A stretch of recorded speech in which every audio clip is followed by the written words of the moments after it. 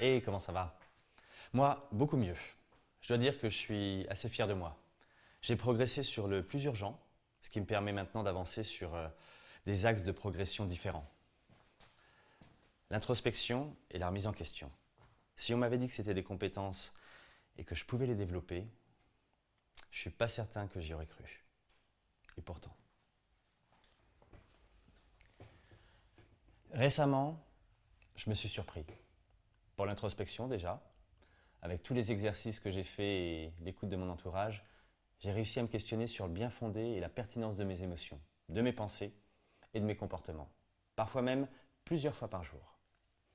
En fait, à chaque fois que j'ai rencontré quelque chose de surprenant, de différent ou qui me faisait ressentir une émotion, j'ai pris le temps de réfléchir à la situation et d'analyser ce qui venait de se passer. Et bien, croyez-le ou non, ça m'a fait un bien fou. Je me suis rendu compte que pas mal de mes perceptions étaient inadaptées, exagérées ou pas très utiles. En fait, je me suis rendu compte que quand je me prends la tête, c'est souvent pour pas grand-chose. Du coup, j'ai essayé d'extérioriser. Pour bien ancrer les progrès que j'ai faits, j'en ai parlé. Mais pas dans le sens, t'as vu ce que j'ai fait, je suis trop fort. Non, non, pas du tout. Mais plutôt, là j'ai réfléchi et je me suis dit que ce que je pensais était exagéré. Alors j'ai décidé d'ajuster mon comportement et après j'étais super fier de moi. Et j'ai voulu continuer. En fait, en parlant, l'idée c'est de ne pas oublier mes progrès, ni la façon dont je m'y suis pris. Et puis, ça les rend crédibles. Mais comme je vous le disais, j'ai beaucoup travaillé sur la remise en question. D'ailleurs, ça n'a pas toujours été évident de partager. Quand je devais partager mon travail intérieur avec Étienne, parfois c'était comme si quelque chose en moi me disait de me taire.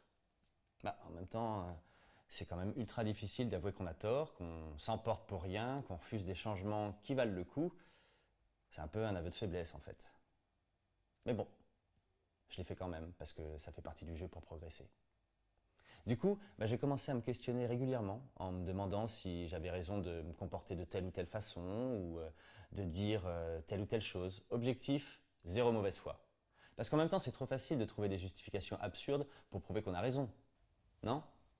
Là, l'idée, c'était justement d'être sincère sans pour autant me critiquer pour rien. Petit à petit, c'est venu. Bon, par contre, j'ai encore des progrès à faire, hein. Ok, maintenant je sais analyser enfin ce que je ressens, même face à l'inattendu, mais l'adaptation, c'est toujours pas mon fort. Alors je vais m'y attaquer.